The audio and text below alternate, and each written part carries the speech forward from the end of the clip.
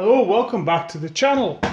As you can see today, I have in front of us a book, Never Mind the Billhooks. So I've been fortunate enough to finally have a couple of games of it. Picked up the rules, so I thought I would just do a couple of videos. One's an introduction to the rules, talking about what I liked about it. The other will be just showing off where my army is at the moment for it. So for those of you that don't know, Never Mind the Billhooks came out as a wee free rule set with Wargames Illustrated.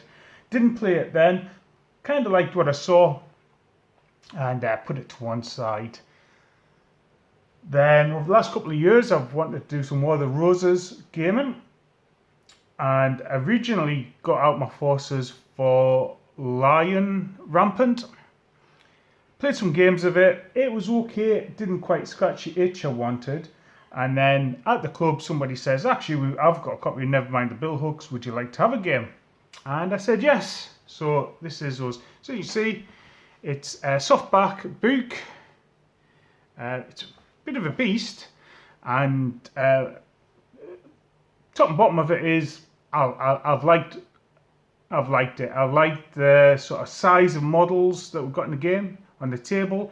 Kind of feels a bit like an army, and the rules are so simple. So actually the first 39 pages is the Albion section, and this covers all the basic rules that you need, so dead easy to get into. You're looking at figures. Your units are based in groups of 12, 8 for cavalry, so pretty much when 12 bowman fires you're going to roll 12 dice. 6s to hit at long range, and 5s or 6s to hit close range. Close range is up to 9 inches, long range is up to 18, I want to say, maybe. And combat works out roughly the same. You've got a deck of cards to organise who goes. So you're going to pull over a card, and it might have a leader on it, or it might have skirmishers and artillery. If it's a leader, that leader can give orders to troops under his command. He's allowed a number of orders equal to his rating. Normal leaders are 2, exceptional leaders are 3, and dolts are 1. If your units are individual, to do something with that unit, it'll take 1 order. If they're kind of grouped together in blocks, you'll get a couple of units activating off the same one, but they're going to stay together as a block. Dead easy to get into. Most units have got 2 actions, so it could be move, shoot. Close combat occurs when you move into contact, or there's a card which is draw a special card and resolve combats. So when you're in combat, you might end up with like 2 fights going off almost simultaneously. Now the last card doesn't get drawn, so not everything is potentially going to have an action. And there's some morale stuff there, disorder, getting pushed back, etc.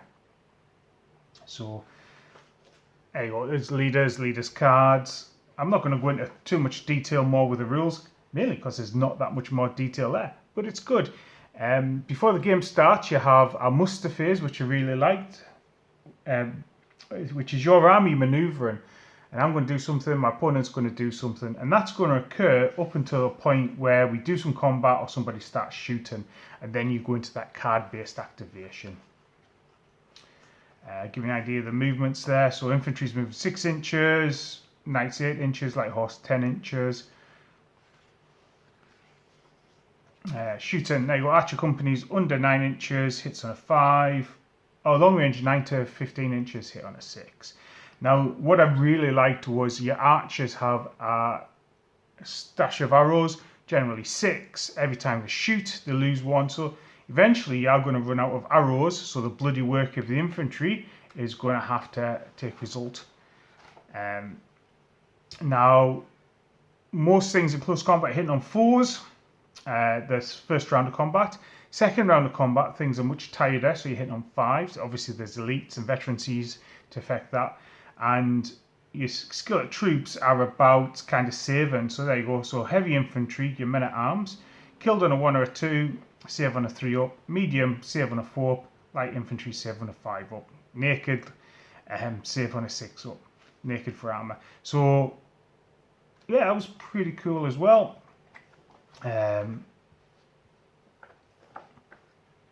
Now, like I say, 39 pages, and that's based around Albion Wars of the Roses.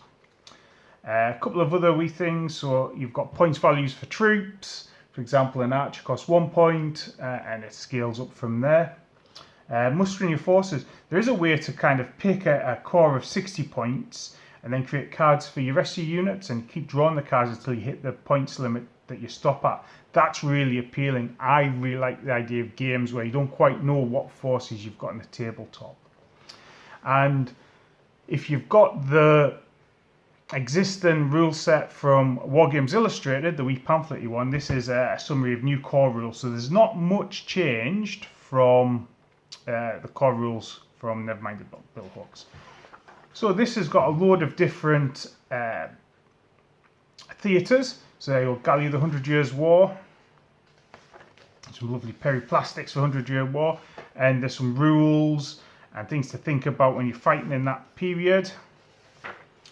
And flicking through scenarios as well. A couple of scenarios for that.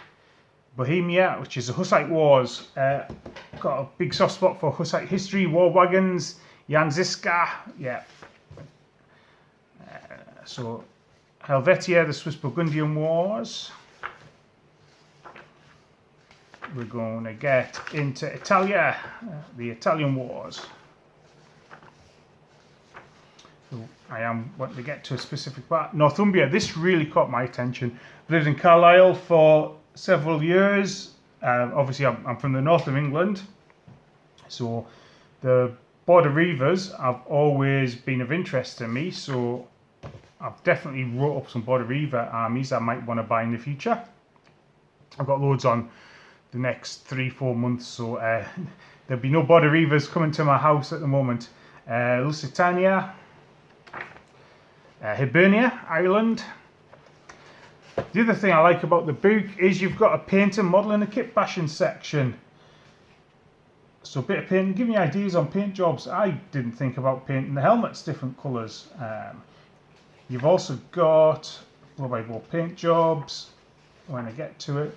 A real nice section for modelling. So this is modelling the tokens and markers you might need for your game. So I'd already thought about the arrow ones, but like disorder, disarray, stuff like that. I do like a table with the fewer counters on it, the better, and making it more, you can see what's going on. So loads of stuff there, bit of terrain making, like for example, trenches and stuff could turn up, and when you draw those special cards, and kit bashing. Sort of giving you ideas on taking a couple of different kits, because there's loads of different plastic kits now, and sort of modding them up into ones that you want. And these are an example of the cards you can print off. I've actually bought a pack of the cards, and you draw them and you mark off level 1, level 2, level 3 leader, for example. Write the leaders' names. It becomes really thematic. The game I had was my War of the Roses army, which I'm going to talk about in a bit, versus another War of the Roses army which had more mercenaries. But anyway, that was a quick overview of Never Mind the Billhooks. I like it. I had my army, which I will be showing off. I had about 100 models on the table. I like the muster as your maneuver, not the muster. I think it might actually be called the maneuver phase. You're manoeuvring your forces, getting them into position, and then somebody decides to shoot some arrows or charge into hand-to-hand combat, and then you've got that combat occurring where you're drawing the cards. I really like that, a game that looks at the different phases of a battle. Playing the game was really simple once you got into the numbers. Certainly it was nice and easy to remember during the game as it went on. The game went along at quite a nice pace. You know, we probably didn't have the army breakpoints sorted out for the night, but you know what? It gave us a nice club night's worth of a game. My opponent maybe tried a cavalry charge early doors, which I faced off, and then it came down to a bit of a slogger match for the infantry. But yeah, never mind the Billhooks. A lot to recommend with it. Certainly it's a game I can see getting on the table. Given the choice between a game of Lion Rampant or Never Mind the Billhooks, I'm always going to pick Never Mind the Billhooks at the moment. I just thought there were more flesh on that bones. But anyway, thanks for watching. I look forward to catching you in another video, and you have a great time. Goodbye.